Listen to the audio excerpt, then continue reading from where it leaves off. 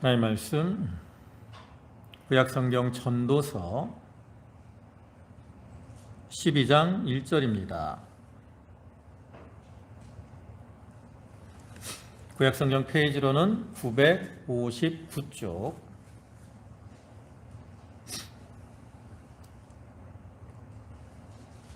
전도서 12장 1절 말씀입니다. 12장 1절부터 끝에 14절까지고요. 읽기는 1절부터 8절까지만 한 절씩 교독하도록 하겠습니다. 봉독합니다. 너는 청년의 때에 너의 창조주를 기억하라. 곧 곤고한 날이 이르기 전에 나는 아무 낙이 없다고 할 해들이 가깝기 전에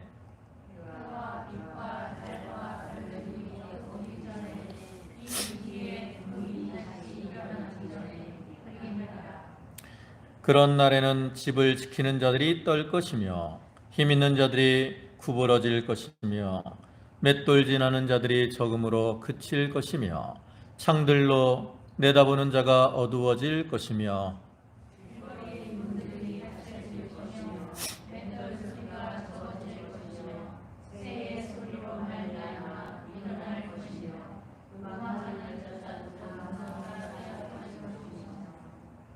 또한 그런 자들은 높은 곳을 두려워할 것이며 길에서는 놀랄 것이며 살구나무가 꽃이 필 것이며 메뚜기도 짐이 될 것이며 정욕이 그치리니 이는 사람이 자기의 영원한 집으로 돌아가고 조문객들이 거리로 왕래하게 됨이니라.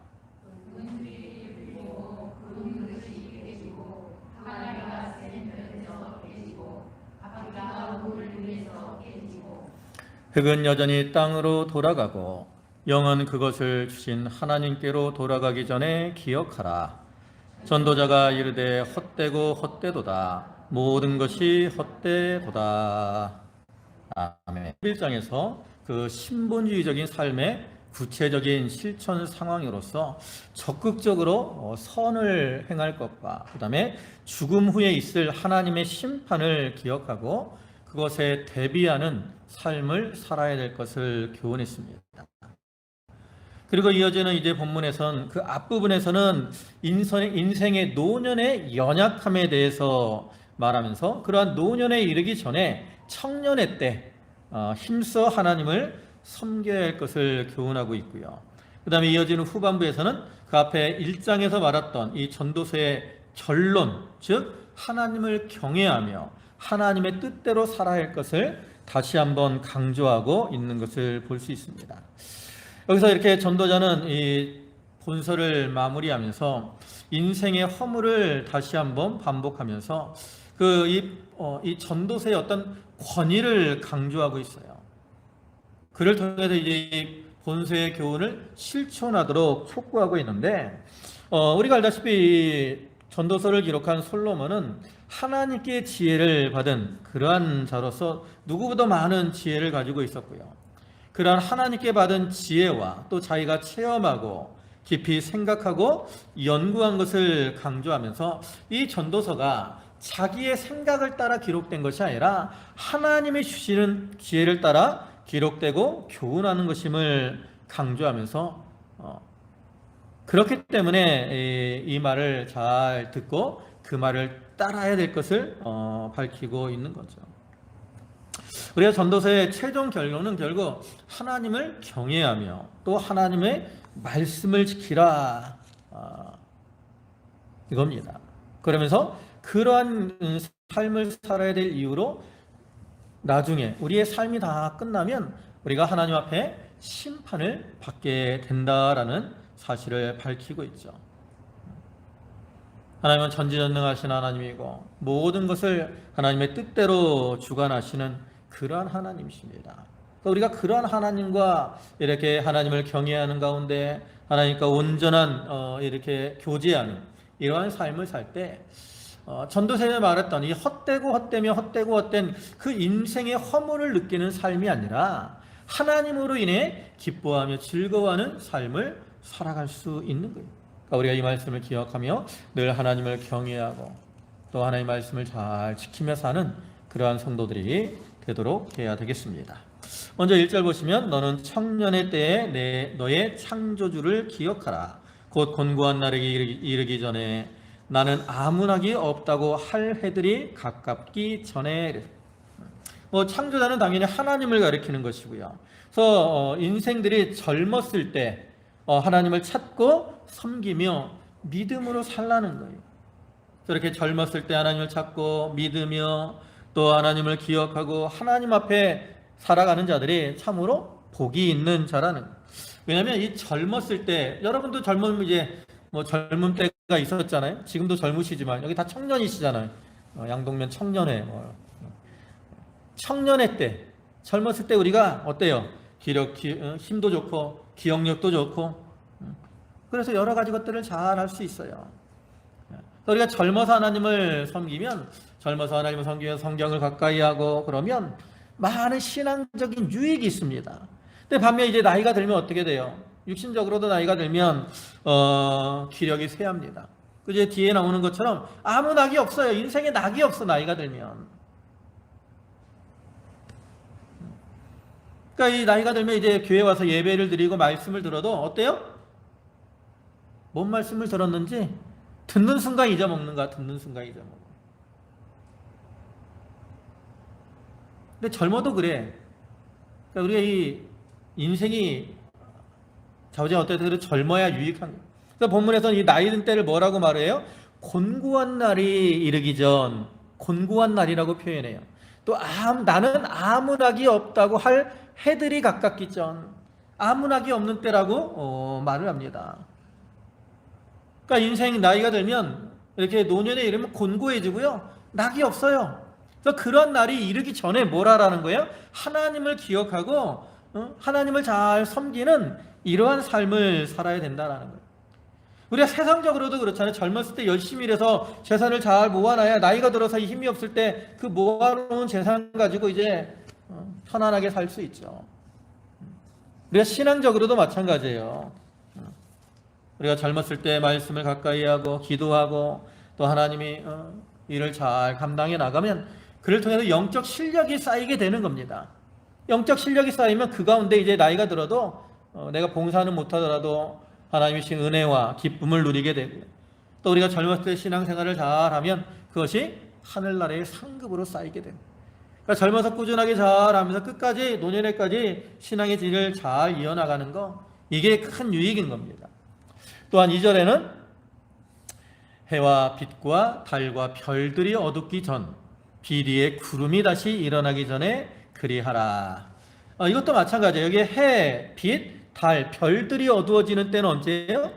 다 인생의 노년기예요. 곤고한 날입니다. 아무 낙이 없는 때예요. 그래서 이 젊을 때는 이렇게 해가 비치고 빛이 비치고 달과 별들이 비치는 것처럼 모든 것이 환합니다. 명랑해요. 또 확실합니다. 희망이 있어요. 그러나 이제 나이가 들면 희미해진다고. 희미해져. 나이가 들면 정신도 희미해지고 또 말도 희미해지고 그러한 때가 온다고. 그러한 때가 오면 내가 하고 싶어도 이제 일을 못하게 되는 그러한 상황이 벌어지게 되죠. 그러니까 그렇게 되기 전에 이렇게 밝고 환하고 명랑한 그때 하나님을 가까이 하고 또 말씀을 깨달으려고 힘을 써야 되는 거예요. 또 비디의 구름이 다시 일어나기 전에 그리하라. 비디의 구름이 일어난다. 이거는 이제 그 팔레스타인의 어떤 기후와 상관이 있는 거죠. 그래서 이 팔레스타인 지역은 건기와 우기가 확실합니다. 그래서 이제 겨울이 주로 우기인데요. 그때는 비가 한번 왔다가 또 다시 이렇게 구름이 몰려오면 그 뒤에 비가 또 많이 올 것이 예고하는 거예요. 구름이 몰려오는 거는 비가 많이 오는구나 라는 것을 예고한다. 그래서 이러한 자연현상을 통해서 우리가 노년이 들어서 어떤 곤고한 때가 이제 를 맞이하게 되면 그 다음부터는 계속 좋은 일보다는 어떤 일들이 많이 와요? 힘든 일들이 많이 와요. 나이가 들면 그때부터는 이제 어때요? 안 아픈 데가 없네. 오늘은 이가 아프고 다음 날은 눈이 아프고 또 다른 날은 허리가 아프고 다른 날은 또 다리가 아프고 돌아가면서 아파요. 돌아가면서. 그게 바로 비리의 구름이 오는 겁니다. 비가 왔다가 잠깐 해가 뜨는 것 같지만 또 구름이 와서 빛을 가리는 것처럼 이렇게 힘들고 괴로운 때가 노년에는 계속 오는 거예요. 근데 이렇게 비가 뒤에 구름이 와서 환란의 때를 만나게 되면 그때는 참 어때요? 힘이 없고 또 기력이 쇠해서 일을 잘 못하게 되는 이러한 상황이 벌어지게 되는 거죠.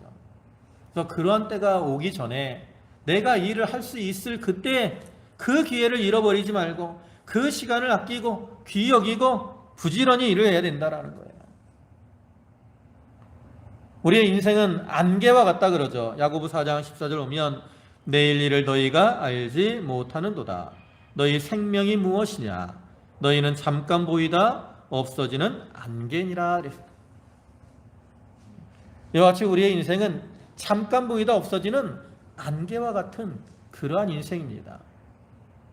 이러한 인생, 그러한 짧은 인생이 지나가기 전에 우리가 하나님을 기억하고 하나님을 동행하는 가운데 하나님의 일을 잘 감당하다가 그러다가 하나님 앞에 가야 되지 않겠습니까? 그러면서 이제 그 뒤에는 어떤 이 노년의 어떤 이 육신의 이 쇠약한 현상들에 대해서 이제 여러 가지 비유를 통해서 말을 해요. 3절 보면 그런 날에는 집을 지키는 자들이 떨 것이며 힘 있는 자들이 구부러질 것이며 맷돌질하는 자들이 적음으로 그칠 것이며 창들로 내다보는 자가 어두워질 것이며 여기 그런 날은 앞에 1절에서 말했던 곤고한 날이나 또 아무 낙이 없다고 할 해를 가리키고요. 또 2절에서는 해와 빛과 달과 별들이 어두워지는 때, 또 비 뒤에 구름이 다시 일어나는 이러한 때를 가리켜 결국 노년기를 가리키는 거예요. 그래서 그러한 노년기를 이제 3절부터 5절까지는 인간의 몸을 집에 빗대서 집에 있는 것들의 비유를 해서 어떤 노세 현상들을 말하고 있죠. 그래서 집을 지키는 자들이 떤다 그랬어요. 이건 이제 집을 지키는 자라는 것은 견해가 여기 갈비뼈나 허리를 가리킨다라고 보는 견해도 있고요. 또 이 손이나 팔을 가리키는 견해로 보기도 하는데 강해서에서는 손이나 팔을 이렇게 가리키는 것으로 봅니다. 그러니까 우리가 무슨 위험이 닥치면 어떻게 해요? 손으로 이렇게 막잖아요, 그죠? 몸을 보호하려고. 그런 것을 가리키는. 근데 노년이 되면 어떻게 돼요? 손이 자기도 모르게 이게 덜덜덜 떨리는 거야. 힘이 없어, 힘이 빠져가지고. 그러한 때가 온다라는 거죠. 또 힘 있는 자들이 구부러질 것이며, 이 힘 있는 자는 여기 허리나 다리를 가리키는 거예요. 허리와 다리는 우리 몸을 이렇게 지탱하는 힘을 가지고 있는 이러한 부분인데, 나이가 들면 어떻게 돼요? 허리가 구부러져요. 다리도 무릎이 이렇게 약해집니다. 그래서 몸을 잘 지탱하지 못하죠. 또 나이가 들면 걷는 것도 힘들고 이러한 때가 온다라는 거예요. 그 다음에 또 맷돌질하는 자들이 적음으로 그칠 것이며 그래서 여기 맷돌질하는 자 이거는 이제 나이가 들면 우리가 맷돌은 뭐예요?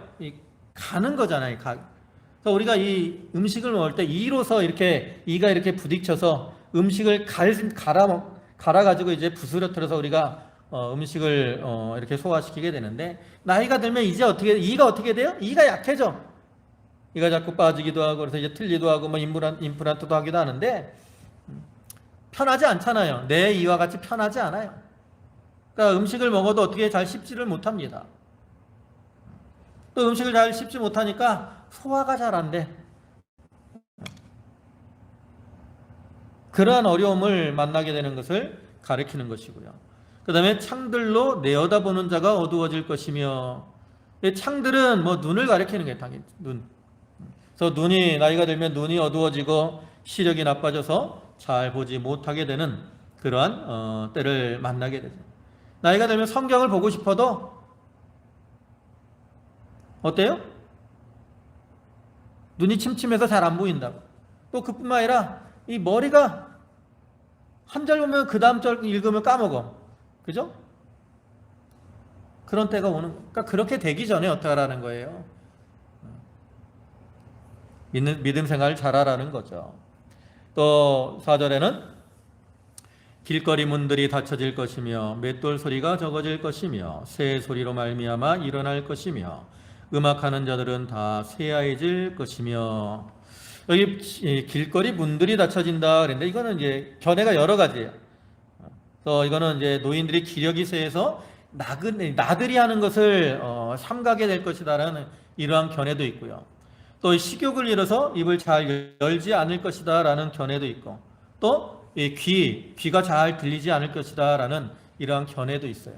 근데 우리 강에서는 이제 귀가 잘 들리지 않을 것이다라는 견해를 택하고 있는데, 아무튼 어떤 견해를 택하든지 나이가 들면 여러 가지 면에서 약해지게 되는 거예요. 그러니까 강에서 들으면 특히 이제 귀가 나빠져서 잘 안 들린다.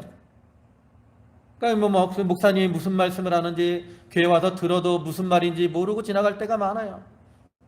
어떤 분들은 이제 잘 듣지도 못하는데 교회 뭐하러 가느냐 이런 말씀도 하기도 하는데, 그래서 가끔 그러죠. 뭐 듣지 못해도 나와서 앉아 계시는 것 자체가 하나님께서 은혜를 주신다고. 근데 나이가 들면 그러한 때가 오는 거예요. 또 맷돌 소리가 적어질 것이며, 이건 아까 이 맷돌은 음식을 이렇게 먹는 이를 가리킨다고 얘기를 했는데, 이거는 음식을 씹는 소리가 적어진다라는 이러한 견해도 있고요. 그 다음에 익숙했던 맷돌 소리도 잘 듣지 못할 정도로 청력이 약해진다라는 이러한 견해를 가리킨다라는 소리도 할 수 있고, 또 이렇게 음식을 잘 씹어 먹는, 우리가 젊을 때는 음식을 막 와그작 잘 씹어 먹잖아요. 근데 나이가 들면 이가 약해져서 그 음식을 씹어도 그냥 아이고 겨우겨우 씹어 먹잖아요. 그러한 상태가 될 것을 의미하는 거죠. 그 다음에 새의 소리로 말미암아 일어날 것이며, 이거는 좀 신경이 예민해지는 것을 의미해요. 나이가 들면 이제 극도로 민감해집니다. 신경이 예민해져 가지고 어떤 부스럭 소리만 나도 자꾸 잠에서 깨. 이러한 상태에 처하게 되는 거죠. 나이가 들면 잠이 없어진다 그러잖아요. 예민해져서 그래. 몸은 약해서 잠을 자야 피곤함이 풀리는데 신경이 예민해지니까 잠을 잘 못 자. 그러니까 나이가 들면 어떻게 돼요? 점점 몸이 피곤하게 되는 거예요. 피곤하게. 근데 젊은 때는 젊은 사람들은 머리만 대면 잔다 그러잖아요. 머리만 대면. 이게 복이라고, 잘 자는 것도. 그 다음에 음악하는 여자들은 다 쇠야해질 것이며, 여기 음악하는 여자는 이 목소리를 가리켜요. 목소리. 음악하는 여자들이 노래 잘하잖아요. 여기 우리 성악가들이나 이렇게 노래하는 사람들 보면 목소리 우렁차게 100명보다도 소리 크게 잘하는 사람들이 있다. 근데 이제 나이가 들면 어떻게 돼요?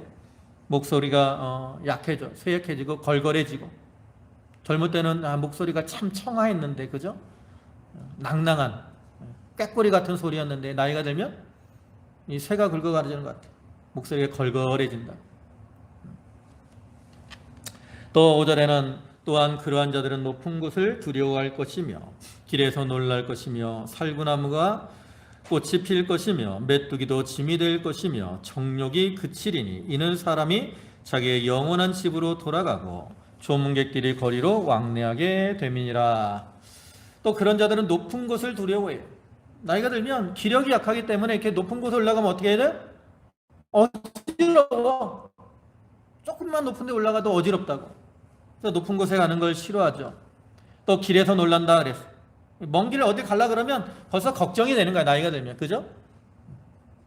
우리 이제 우리가 전에 가끔 이제 노인분들 모시고 어디 가려 그러면 먼 거리 가려 그러면 이제 노인들 때문에 걱정이 되니까 우리가 먼 거리 못 하고 이제 길어야 1시간, 2시간 안에 있는 거리만 가게 되죠.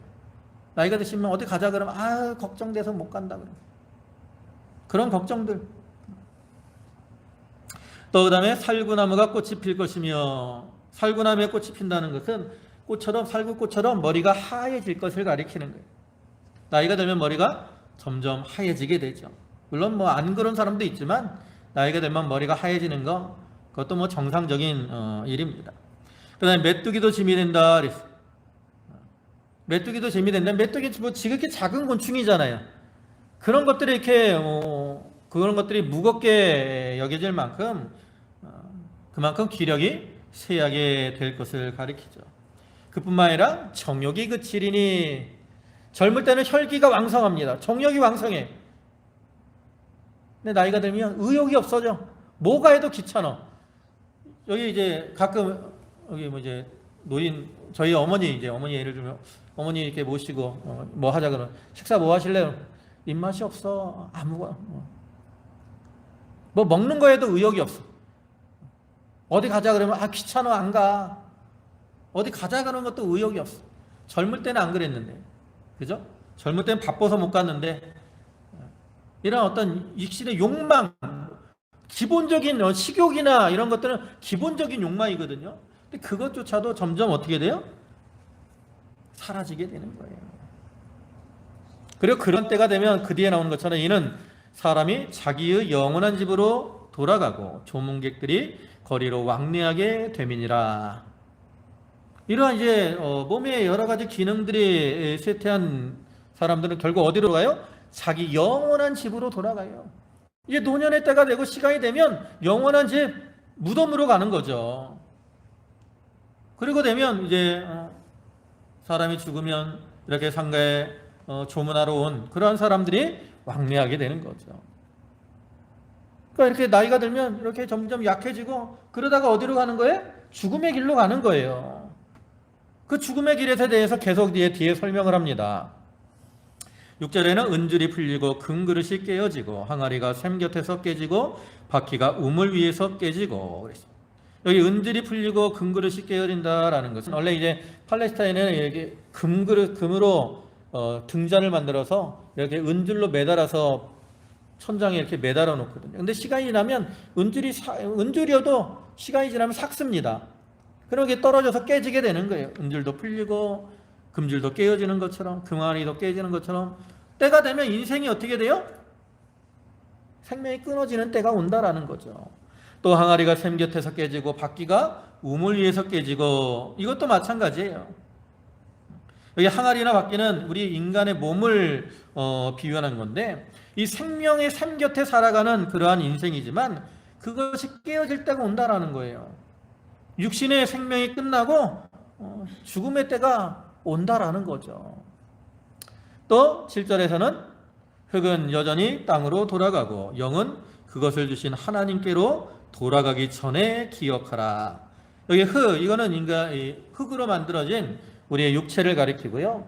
영은 이제 영혼을 가리키는데 때가 되면 영혼은 죽어서 흙으로 돌아가는 것이고 영은 이제 하나님을 믿는 영들은 하나님 곁으로 돌아가서 이제 하나님 앞에 영원히 사는 게 되는데 그러한 죽음의 때가 온다라는 거죠. 인생은 잠깐이고 그런 때가 우리에게 다 닥쳐오게 돼 있어요. 그런 때를 만나기 전 어떻게 하라는 거예요? 너희는 하나님을 기억하라는 거예요. 그런 때가 오기 전에 우리가 이 땅에 사는 동안 하나님을 믿고 하나님의 일을 잘 해야 된다라는 거죠.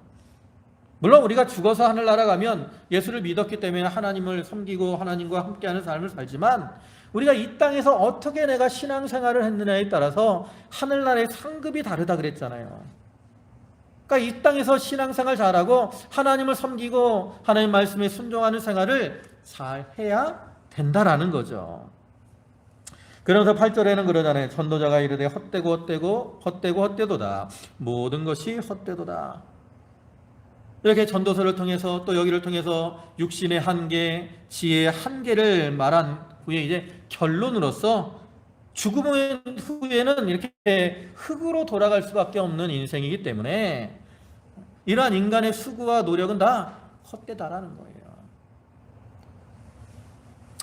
그러면서 이제 이 솔로몬은 이 자기가 준 전도서의 교훈을 따라 이제 헛된 인생이 아닌 복된 인생을 살아라라고 교훈을 하죠. 그에 앞서서 이제 전도서의 가치에 대해서 이제 먼저 말을 합니다. 또 9절에 오면 전도자는 지혜자이어서 여전히 백성에게 지식을 가르쳤고 또 깊이 생각하고 연구하여 잠언을 많이 지었으며 전도자는 힘써 아름다운 말들을 구하였나니 진리의 말씀들을 정직하게 기록하였느니라. 이 전도서의 가치에 대해서 말하는데 전도사는 이 솔로몬은 자기가 이 말을 그냥 자기 스스로 말한 것이 아니라 하나님이 주신 지혜를 받아 말한 것이고 또 그것을 많이 연구하고 묵상해서 이렇게 기록했다라는 거예요. 그렇기 때문에 이 전도서가 가치가 있다라는 거죠. 특별히 여기서 전도서는 이 솔로몬은 전도자를 여기 전도서를 아름다운 말이라고 표현하고요, 진리의 말씀이라고도 말을 합니다. 그러니까 이 아름다운 말이라는 것은 이 전도서가 인간의 영혼에 이 유익과 기쁨을 주는 말씀이기 때문에 아름답다라는 거죠. 또한 하나님과 관계를 바르게 하는 신본주의적인 진리를 가르쳐 주는 것이기 때문에 진리의 말씀이다라고 말을 하는 거예요. 이런 가치가 있는 말씀이기 때문에 이 말을 잘 들으라는 거죠. 또한 11절에는 전도자들의 지혜자들의 말씀들은 찌르는 채찍들 같고 회중의 스승들의 말씀들은 잘 박힌 목 같으니 다 한 목자가 주신 바이니라 그랬어요. 여기 지혜자나 또 회중의 스승은 다 솔로몬 자신을 가리킵니다. 그러니까 이 전도서 이 말씀의 어떤 역할을 가리키는 거죠. 그러니까 이 말씀을 왜 했느냐? 찌르는 채찍의 역할을 하도록. 이 찌르는 채찍이라는 말은 잘못된 길로 갈 때 채찍으로 그들을 징계해서 바른 길을 걸어가도록 하기 위해서 이 말씀을 기록했다라는 거예요. 그다음에 또 잘 박힌 못과 같다 그랬는데 이 말씀이 그들의 심령 속에 이렇게 못과 같이 박혀가지고 그 말씀으로 인해서 사리를 잘 분별하고 흔들리지 않도록 하기 위해서 이 말씀을 기록한 거랍니다.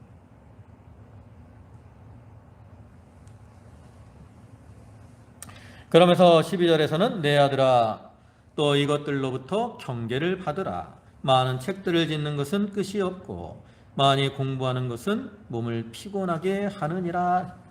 그러면서 이제 솔로몬은 이러한 가치가 있는 말씀이기 때문에 이 말씀을 통해서 무엇을 받으라? 경계를 받으라는 거예요.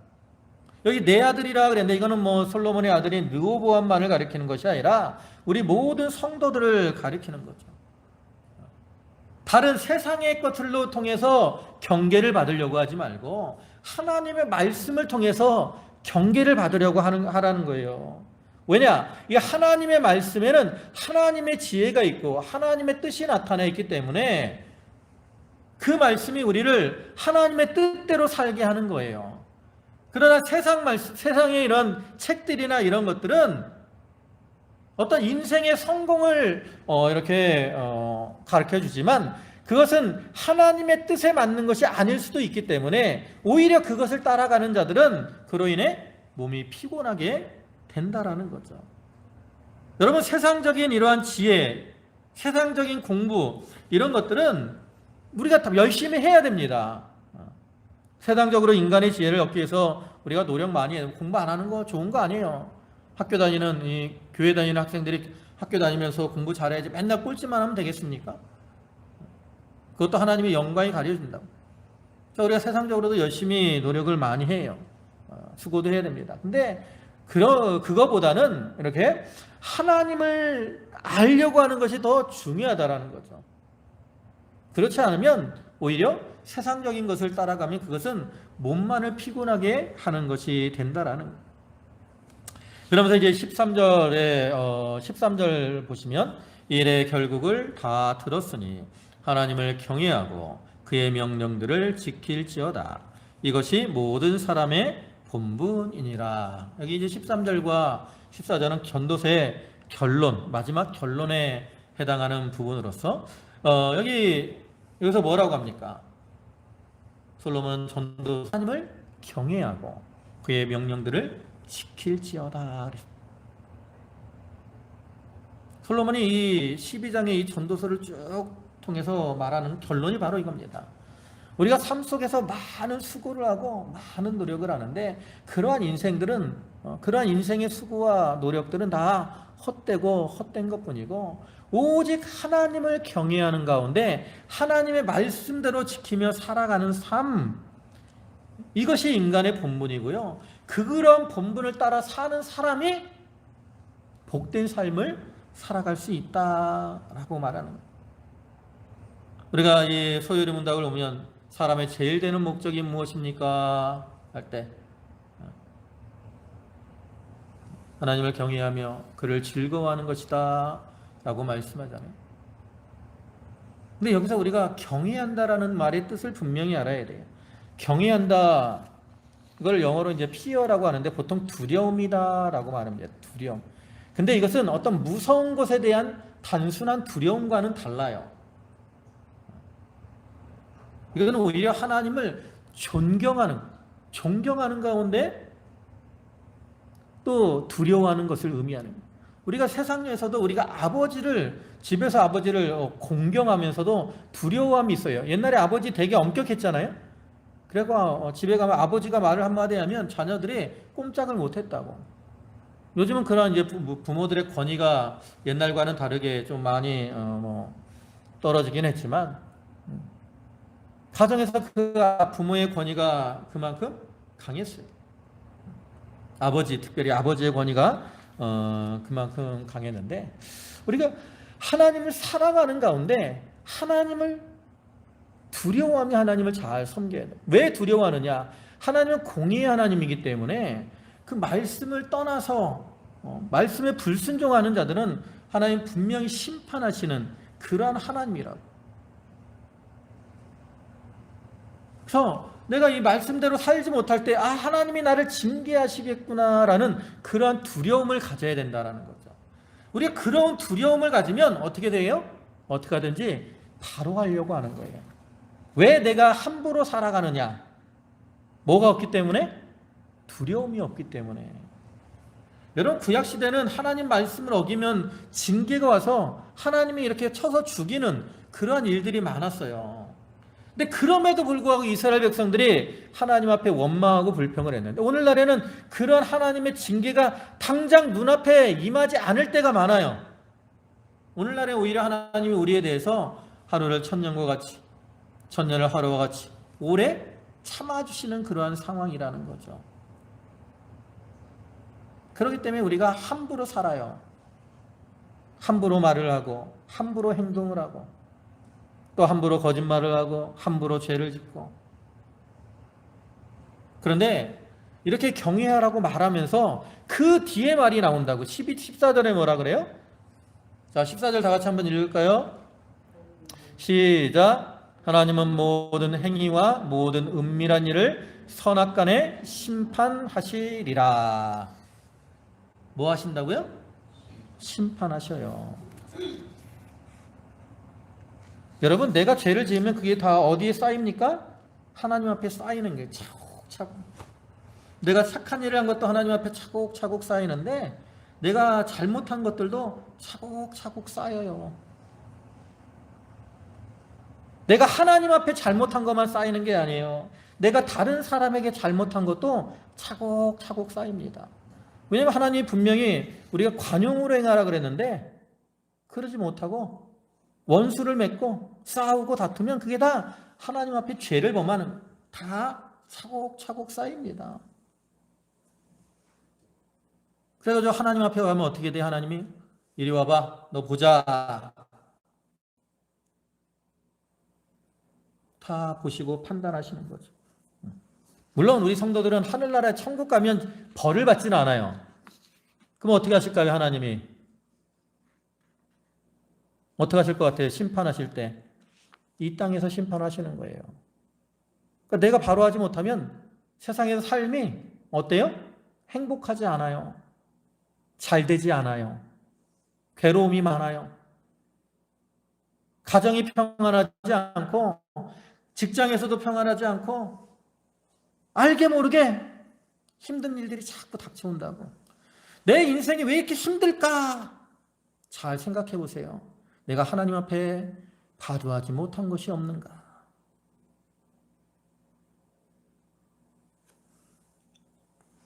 하나님은 모든 행위와 모든 은밀한 일을 그랬어요.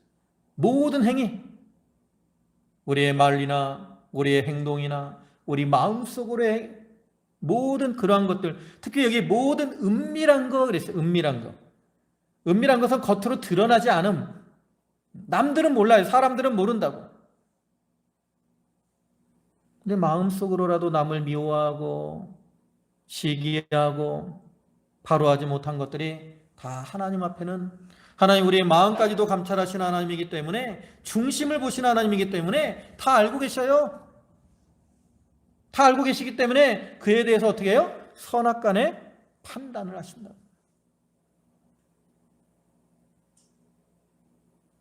이와 같이 하나님은 공의의 하나님으로서 선악간의 모든 것을 판단하시는 그런 하나님이시기 때문에 그런 하나님 앞에서 어떻게 해요? 두렵고 떨림으로 하나님을 경외하고 또 하나님의 명령을 지켜나가야 된다라고 솔로몬은 이 전도서를 통해서 교훈을 하고 있는 거죠. 여러분, 우리는 모두가 하나님의 은혜와 사랑을 받은 자들입니다. 하나님을 아버지라고 섬기는 그러한 자들이죠.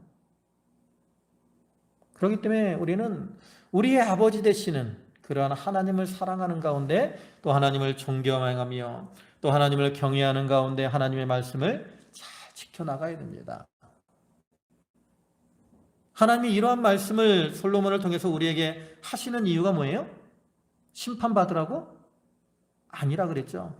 이 성경에 어떠한 징계와 심판에 대한 말씀이 있는 것은 그러한 말씀들을 통해서 교훈을 받아가지고 이렇게 하면 하나님의 심판을 받는구나,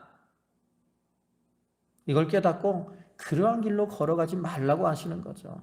그러니까 결국 하나님을 경외하며 그 명령을 지키고 살면 그러한 자들은 하나님이 기뻐하시고 하나님께서 그들의 인생을 복되고 형통한 길로 인도해 주셔서 삶 속에서 어떠한 기쁨과 즐거움이 넘치는 삶을 살아가게 될 것을 교훈하고 있는 거죠. 우리는 늘 그걸 기억해야 돼. 하나님은 모든 행위와 은밀한 일을 선악간에 심판하시는 그러한 하나님이시구나. 내가 과연 하나님 앞에 어떻게 살아가고 있는가? 하나님을 경외하며 그의 명령들을 지키는 그러한 삶을 살아가겠구나. 그러한 다짐 가운데 이렇게 하나님을 경외하고 명령을 잘 지킴으로 또 하나님의 은혜 가운데 복된 삶을 살아가는 성도들이 다 되시기를 주님의 이름으로 축원합니다. 기도하시겠습니다. 모든 행위와 모든 은밀한 일을 선악간에 심판하시는 하나님, 우리들로 하여금 그러한 심판의 자리에 들어가지 말고 하나님과 동행하는 가운데 복되고 형통한 삶을 살라고 이 전도서 말씀을 통해서 교훈하시되 하나님을 경외하며 그의 명령들을 지키라고 교훈해 주셨사오니 감사를 드립니다. 주의 제가 이 말씀들을 붙들게 하시고 그 말씀을 마음에 목과 같이 받게 하시고 그 말씀에 굳건히 서서 하나님의 뜻대로 행함으로 우리 모든 성도들의 삶이 복되고 형통한 삶이 되게 하여 주시옵소서. 아버지 하나님, 이제 설 명절이 다가옵니다. 세상 사람들은 이런 명절을 또 핑계로 우상을 섬기며 제사하고 보내지만 아버지 하나님, 저희들 그런 명절 그 시간 가운데서도 하나님의 뜻을 찾고 또 가족들이 서로 사랑으로 하나 되어 행복한 또 은혜가 넘치는 명절을 보낼 수 있도록 인도하여 주시옵소서. 저희 성도들 모든 가정 위에 하나님의 은혜와 은총이 함께 하시기를 간절히 바라옵고 원하오며 예수님의 이름으로 감사하며 기도 올리옵나이다. 아멘.